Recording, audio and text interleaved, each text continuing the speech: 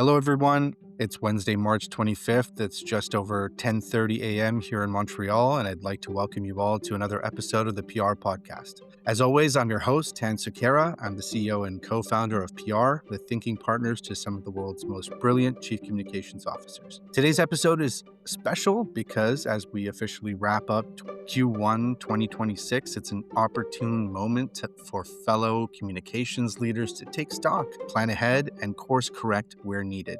And keeping in line with that theme, this episode will help you unlearn the habits that hold communications leaders back. Another reason why it's a special episode is because of my guest, of course, who's someone I've admired and evidently for good reason. He's a heavy hitter, a former CCO with a track record worthy of a literal Hall of Fame, who is currently doing something most former CCOs never do: examining the profession from outside of the machine with the freedom to say exactly what he actually thinks. I'm speaking about Torod Neptune. Torod has more than 25 years of executive experience across Medtronic, Lenovo, Verizon, Bank of America, and major global agencies where he advised brands like Nike, MasterCard, and Delta. He's been named one of the most influential executives in corporate America by Savoy magazine, inducted into the North Carolina Media and Journalism Hall of Fame, and made the PR Week Power List in 2025. He currently teaches communications management and strategic leadership at UNC Hussman. Torod, welcome to the program. Hi there. I'm happy to be here. So I want to begin with the current state of comms. You've said that communicators used to see themselves as the conscience of their organizations and that you don't really hear that as much today. What happened? Is it a failure of individual courage, or did something structural change about the role that made conscience presumably a liability? It's a great question. And one, to your point, given the role I play today and the opportunity that I'm taking to think about some of these significant issues, I do think it was partly structural. And that is a bit of the conflict I think we're experiencing that I know we'll talk about a little bit, having acquired a seat at the table, but being challenged to not allow that seat at the table to constrict the heft or significance of our advice and counsel. And so I think the short-winded way I think about your answer is that if you think about what industry is dealing with today, globally, certainly here in the West, and not just economically, but societally, culturally, politically, there's a prevailing sentiment that exists across organizations to really avoid the limelight, to avoid the controversy. And that makes sense. The pragmatism inherent in that, if you've been in this field for any period of time, also makes strategic sense. No one wants to be the tallest blade of grass. But at the same time, there's a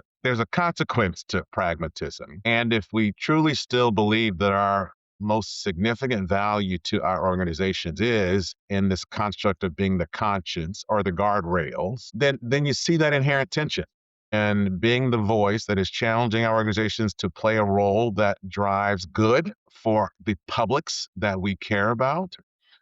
And oftentimes, I'd suggest, certainly today, we are seeing the conflict between what is perhaps best for those publics and what our organizations are prioritizing. And therein, I think, lies a little bit of this fault line that we're walking that I think, unfortunately, has a consequence, not just for the organizations we sit within, but also for our function, our discipline. And that's what concerns me a bit in this moment. We saw some reporting that came out that said that 70% of people were unwilling or hesitant to trust somebody with different values, approaches to social issues, backgrounds, informational sources. And so it looks like it's a bit of a insularity headline that's going on. And I think that could tie to the idea of the environment in which the CCO might act as an organizational content, structurally hostile, to the point about that you made, a strategic sense of pragmatism not being the tallest blade of grass. But it looks like perhaps speaking on the truth means speaking across value divides, potentially, that audiences now are a little bit afraid to cross. What do you think about that? Yeah, and it's a great point. Again, I would never suggest this is an easy exercise, but it's the kind of thing that we were built to help our organizations navigate as communicators and certainly as chief communicators. And so I do think there's some inherent value that our discipline brings to this moment that if we choose to, we could lean into to help navigate. Again, unbelievably tricky terrain. But when you think about the multi-stakeholder environment, And what we've always said as communicators, that part of the value we bring is being able to understand, to know with data today, we can actually point to what every one of the stakeholders that we care about within any organization think, feel in the moment in terms of access to real time data. And so having exposure to that data is an unbelievably powerful weapon if we choose to use it to align a considered perspective within our organizations with not just one stakeholder group, but with all of them. And I would suggest that that is the highest and best use of the expertise that I believe is fundamental to our discipline. And that gives us the opportunity in this moment to shine. And I think that's also an unfortunate consequence of this fear, trepidation, is that we're not fully showing up as that high value, high impact, trusted advisor, counselor, truth speaker in the C suite or whatever the room is that we find ourselves in, depending on where we sit in whichever organization we're a part of. And that's another one of the risk consequences that concerns me a bit about what this environment is doing to impact the long term sustainability of our seats in these leadership circles and discussions. Touch a little bit about that, especially on like the strategic elements, strategy, strategic thinking. You've led the transformation of communications at Medtronic from a support function to a strategic driver. Most CCOs, though, say that they have done this. Any insight you could share on what does it actually look like when a CEO still treats that CCO like a press release department? Or how do you know the difference between being a real strategic influence and, let's say, like performatively, just the performance of it? Yeah.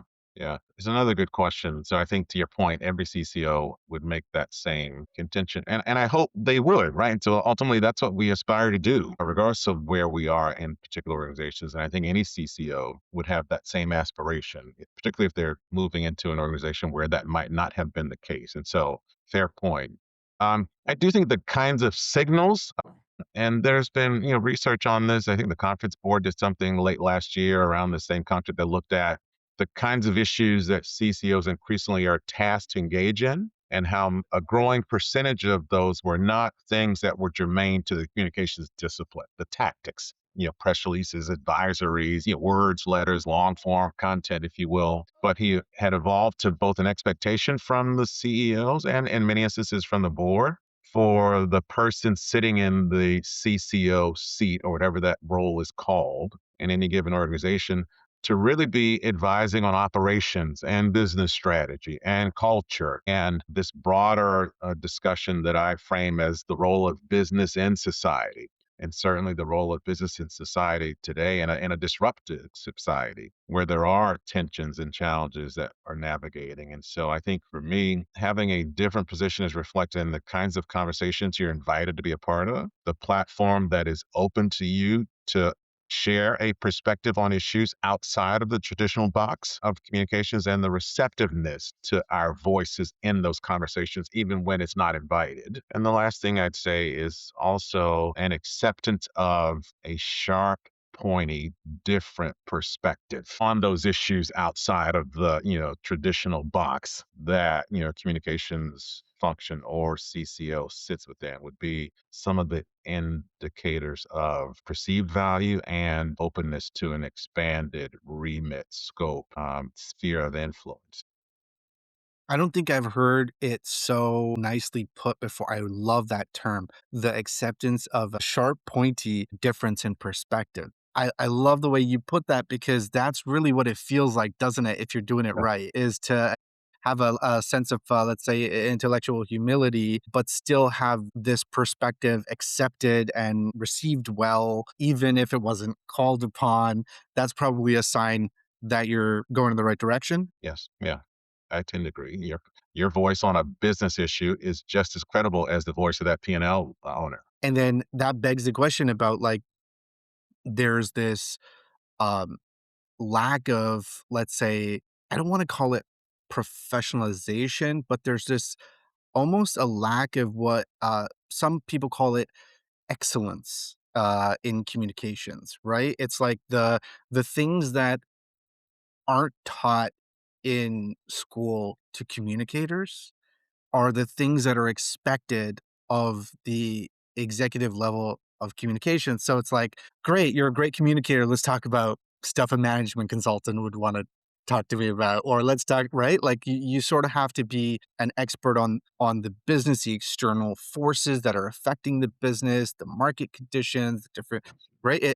It looks like there's something being asked of the modern CCO that maybe I'd venture they're not necessarily well equipped for. Is that fair to say? Is that a Yeah, I think it's a generalization for sure, but I would say certainly something that I would agree with. And part of the reason to your introduction that I, decided to make this turn and join academia, right? right? To get back to the front of the pipeline and try and force a wholesale change in the way we train, educate, not just future CCOs, but also future CEOs, in business schools who have a lack of appreciation for some of the fundamental reputation management, for example, practices that they will ultimately be accountable for executing or considering. And that's key to get to the front at the same time that, to your point, a lot of the skills that I think have become highly valued in a CCO sitting in a C-suite or within a boardroom are generally not things that are taught. And so we miss the foundation, and the way that we wind up capturing that insight is along the way, right? And is more perhaps a reflection of the savvy of a communications leader to, build that acumen on their own or to have it coalesce from a number of years of experiences across roles and organizations and things of that nature. I don't want to go too far down a tangent here, but like one thing that really blew me away as someone who was bright-eyed and bushy-tailed coming out of like the media monitoring kind of data partners and getting really savvy into like the analysis side of things was it was shocking to me as I got into these rooms where they were the senior most in communications leadership and just across an organization was the amount of expensive decisions that were being made that were actually built on deep rooted assumptions, misconceptions, just personal bias, just psychological stuff like biases. There was lots of things like this that ultimately, like in hindsight, everything boiled down to those. And it's so hard to nip in the bud in the boardroom as it's happening in real time. It seems to be something that gets picked up more often after the fact. Is that something that you've seen just, from your experience with peers and with communications leaders? Like, do you see that that's something that's as prevalent as maybe I felt some years ago? Yeah, I think if you think about it, it's not surprising. It's certainly not surprising from the communication side of things. I often talk about our discipline is one that's grown up, and we've become more reliant on our hunches because we've seen it all before. We've been there, done that, and at some point, you actually do have some pretty good hunches. But again, hunches can also be super dangerous, right? If they close you off to thinking about problems in a different way or if they inhibit your openness to a counter perspective. And so if you think about that as a challenge for us, who I'd suggest are more malleable, us in the discipline. Think about a business leader, again, who's grown up in their entire career, believing that their historical experience are fact and are true, and decisions are based on those experiences. And so, again, if you take that and add that to a 30 plus year career and now an earned position in a C-suite, and you have a chief communications officer or someone who is challenging one of those assumed, for points of view, that's right for bad decision making, and we see it every day, right? It shows up in the front page of whatever it is, the Wall Street Exactly. Journal, and we wonder how could that have been? Well, it was a latent belief that was challenged, and where an executive refused to, believe, what they were being challenged to consider. And so there, and also I think lies again back to the value and the opportunity for us on the communication side of things, because I think we tend to be one of the few people in those situations who are able to synthesize these divergent perspectives or latent beliefs that are incorrect or inconsistent or are perhaps not completely wired into the reality of what's happening in the marketplace amongst stakeholders given the intelligence we sit atop. But these are not easy conversations, but they reinforce the criticality of having someone in a seat like a chief communications officer in those rooms. Sharp, pointy perspectives. it could just be as simple as like correlation posing as causation. It could be as simple as like confirmation bias of the data. Like, look, the data says this. Let's, put all our eggs in this one basket here. The data doesn't lie, right? But it is this confirmation bias of not looking for the data that could disprove you, perhaps. Not looking for the things that maybe could challenge your point of view because of that hunch is so strong. But that's actually a good segue into another question I wanted to ask is around the realities of data centrism in our practice. And you've described being data informed rather than data driven. And in practice, that distinction can sometimes collapse under pressure. In moments of pressure, can you walk me through a specific moment where the data pointed sort of in one direction, judgment prevailed and said something different, and you sort of had to choose between the two? Yeah, it's a good question. I had a mentor earlier in my career who used to say you had to be careful, sensitive to, again, data driven as a concept, because she would often say data can lie, cheat, and steal. And so we have to be, a bit more prudent about the way we think about it. But one example, and I won't name the organization where I think this was borne out was, you think about, if you know the KPIs that we generally track across our discipline, real-time sentiment tracking, media analysis, stakeholder, mapping, stakeholder intelligence that I was talking about.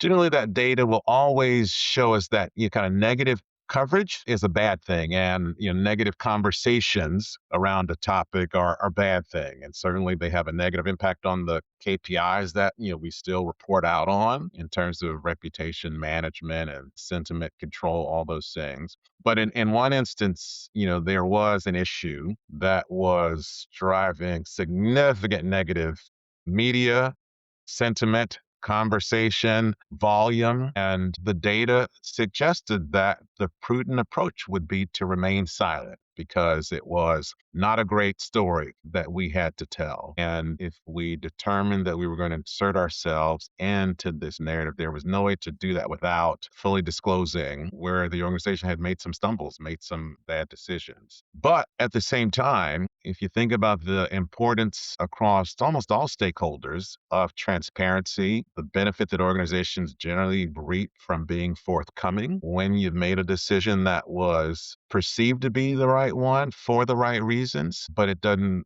work out the right way. And I think that's an instance where if we listened to the data, we would have decided, you know what?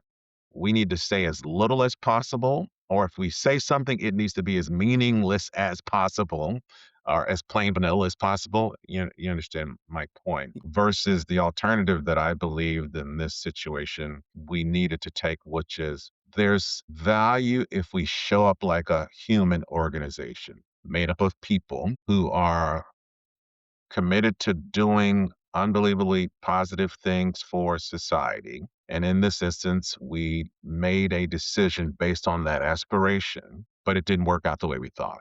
And so ultimately, in that scenario, we were able to convince enough of the key decision makers that, okay, let's hold our breath and be a bit humble, empathetic, and human, and aligned to the purpose that we articulate that drives everything we do within the organization. And let's believe that the audiences who matter to us will respect, appreciate, and give us the benefit of the doubt in this scenario.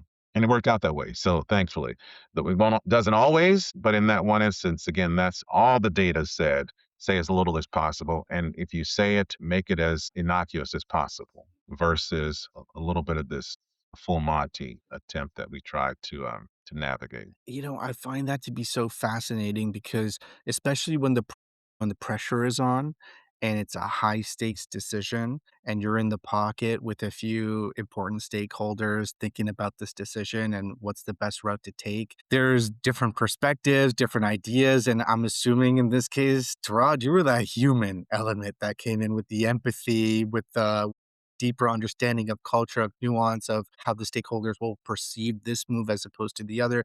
And I find that a lot of senior comms leadership is lacking a sort of a playbook that they can utilize in those hot moments, right? And there's a 2x2 exercise they might pull out. They might do a little tabletop or try and brainstorm, but it's lacking that structural rigor sometimes. Mhm. And I find that consilience is a word that just kind of means like taking the things that are solutions from other industries that would never cross over and then bringing them and trying to translate that for the comms world. I find that the pre-mortem exercises of, okay, things didn't work out. It's a thought exercise. Why didn't it work out? What are Mhm. the reasons why it could have not worked out? If we, is one of the reasons why why something went wrong because we were silent, perhaps? Is that why the perception of us not really being that human organization that we really want to come across as?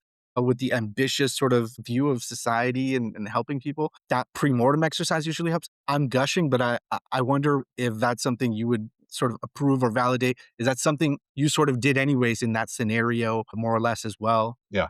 Yeah, it's a great point. And so I do think, to your question, there is this challenge that we don't often take, not just as communicators, but as organizations in general, to do a little bit of look back on the lessons learned. And so I had the benefit for a number of years of working in a global organization where that was a priority. So after the event, after the scenario, after the situation, we had a structured methodology to actually go back and do here was the aspiration going in. This was the goal. These were the objectives. Here's the decisions we made. Here was the consequence, the impact. Now let's look at what worked, what didn't. What can we learn? How do we evolve, improve, take all of the insights from the result and use it to make a better decision the next time around. That I think, if we, to your point, if we ingrain that kind of discipline rigor process into the way we manage crises, as opposed to, again, what is our default, because we tend to be managing 100 things at the same time, to move on to now number two. I do think we as a discipline would benefit greatly from that kind of patience and rigor. And that scenario for us was a great example of being able to do that some. But I also think, to your question, so the look back would be critical. But I also think this is where the value of real time stakeholder data, stakeholder intelligence helps us in these challenging scenarios where we're raising our hands and suggesting something that just doesn't feel comfortable to our peers within the organization, within the C suite. And so this is where data has become a massive support system to empower us, enable us to be a bit of that alternative voice when it comes to some of these things that ultimately feel right, are right, and we can today point to, and I have data to show you why it's the right thing, even though it's really uncomfortable. And you need the right people that could suggest that at the right time with the right tools, and it's definitely a chemical sort of reaction here. And that you once said that the hardest part of the CCO role is getting that team right, and that senior executives tend to take that for granted sometimes. And I wonder what's the most consequential team decision that maybe you that didn't go so well, and if you could share about, like, what did it teach you about your own blind spots as a leader and sorting those out? Yeah, it's a good question. I think, and I don't know that if we have, as a discipline, again, a communications discipline, are more challenged in this situation than, say, our business counterparts. But again, it's the absolute commitment to best, brightest team. And I'd say the added dimension to that for me is the best, brightest team, regardless of where it sits, in the world, where it resides, and this commitment to a truly globally inclusive, diverse organization where the best minds, regardless of A, B, C, or D, are convened around the table. And so that is a foundational perspective I have on great teams, great leadership within any organization. I think in terms of lessons learned for me, there's an emotional part of hiring and building teams. The challenge to avoid what is comfortable and the people who are comfortable is real. And so, there've been a number of books written about constructing teams that are, diverse and inclusive, are seldom cohesive in the way they operate. And so, if we truly value being the agitators in our organizations, which I think we do need to be and do, then we've also got to be committed to, hiring agitators, right? And that brings with it some tension. And so I think I've learned over the span of my career, to balance that comfort, the desire for comfort and cohesion with the priority that is hey, we need agitators because fundamentally, this value that we need to maintain and continue to leverage across the sphere that we sit within is a bit of that agitators. The person who's willing to, say the thing or ask the question that's really uncomfortable. And so I've had moments where I've been challenged with both, right? Pushing off comfort and the comfort higher on the team, and where the challenge has been, okay, the agitators are really agitating. How do you, stay true to that ethos at the same time that, you also have to strengthen your ability to bring unity and cohesion to a team of agitators who are unbelievably smart and know what they are doing, but, make for, challenging meetings a lot of times. And it's like human nature is we don't want to be wrong, we don't want to be uncomfortable. It really is a battle. And there's even some of the Edelman 2026 the workplace data. It says like 42% of employees would rather switch departments than report to a manager with different views. And Mhm. so this makes the team composition decisions more consequential than ever because the value misalignment is now leading to attrition, and then on top of it friction, and then on top of it maybe the wrong decisions, and then there's all these knock-on effects. It's like when I look at any annual review of a, let's say, like a publicly traded company, you're gonna open it up and you're gonna see the CEO has a long address that he gives to the stakeholders, and inside of there, I was analyzing one for it was like a toy company, and it inside were all the reasons why things could go wrong, and they were included acts of God, nature, supply chain disruptions, the failure to create products that meet the demands of our ever-changing consumer needs. But inside of it, you'll never find that human element of, well, we appointed somebody and they made some really painful assumptions about the way that our stakeholders think or perceive this specific issue, or we got the wrong mix of people together that just sort of agreed with it because it leads into the group think, right? The comfortable hire. And so then vice versa, what happens on the other side? So I find that to be really interesting. What do you think? Yeah, I agree. So, the opportunity is to, as I often find myself doing, it's reading, for what's not said, right? And so I think Right. once you've been in organizations long enough, you understand no one's going to publicly, broadcast the mistakes that were made that led to, that significant market disruption or, to your point, supply chain disruption, or whatever it might have been. But it's fascinating to read and try and um, be the person behind the curtain who asks, okay, so how was that possible that that decision was reached? And what were the possibilities? And that kind of mental wargaming, I find an interesting exercise. One, to keep me sharp and critical in the way I think about, leadership and decision making and many of the things that we're talking about.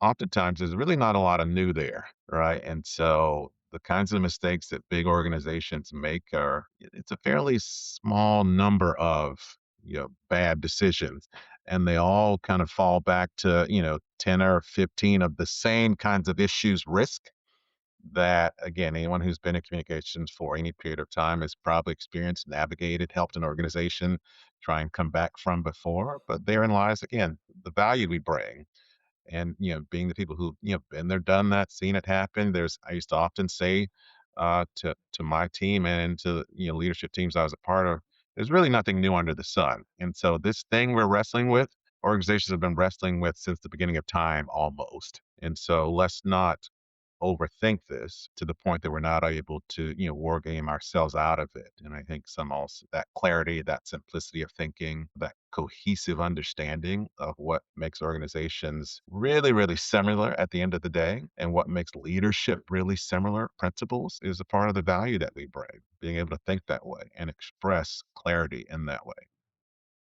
And just, it reminds me of when you see the technocrats talking about the future of the workplace, they say, like, this is the best time in human history to be a student or to be an entrepreneur because you've got the entirety of the knowledge of the universe in your pocket. And so when you're talking about the mental wargaming being this this helpful exercise and to not be afraid to do it, because a lot of the times, realistically speaking, the past sort of mistakes tend to repeat themselves. Although that's a type of bias, there's a area of risk that you're accepting as you take that strategy or approach.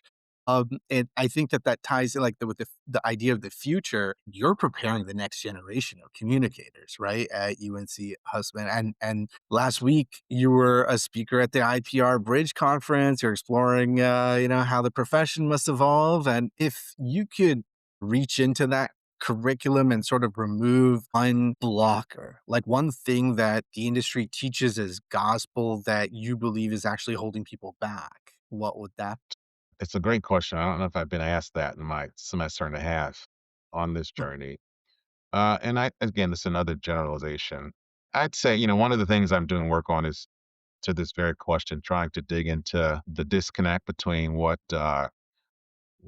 corporate wants, skills, competencies out of future communications hires and what we're teaching today. We generally across academia to the generalization, I'd say, the kinds of things, critical thinking, if you will, foundational business acumen is still a bit of a disconnect that I see that we've got to address, in the front end of this pipeline. I think to your earlier question about the roles that communicators wind up actually playing when we're in organizations, the ability to consult, to advise, to be able to synthesize, understanding insights, perspectives, history, and have that show up as a compelling competency around advising a maybe not hostile, but unfriendly audience. And so those softer skills are a bit of what I still see as the disconnect. We are technically teaching what we should be teaching, but the technical aspects of our discipline are increasingly less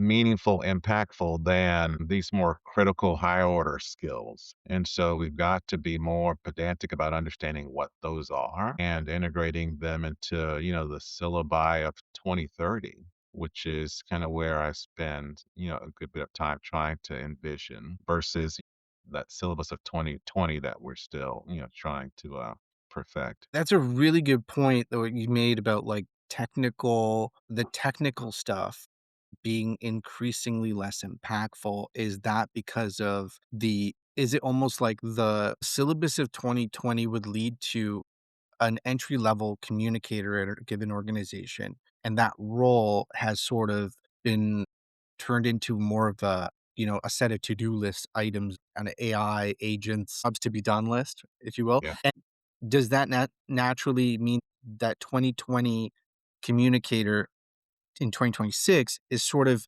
automatically getting promoted a little to do the work of the mind rather than the work of the hands, kind of a thing? Is that what we're seeing more and more over time, do you think? Is it's gonna be more about thinking rather than execution, decision-making, judgment, the bigger, higher order things, as opposed to, "Here's the best way to write a press release." Yeah. Because you just throw that in ChatGPT these Yeah. days, and not Yeah. just I'm not an advocate of ChatGPT, to be fair, but Yeah. Yeah.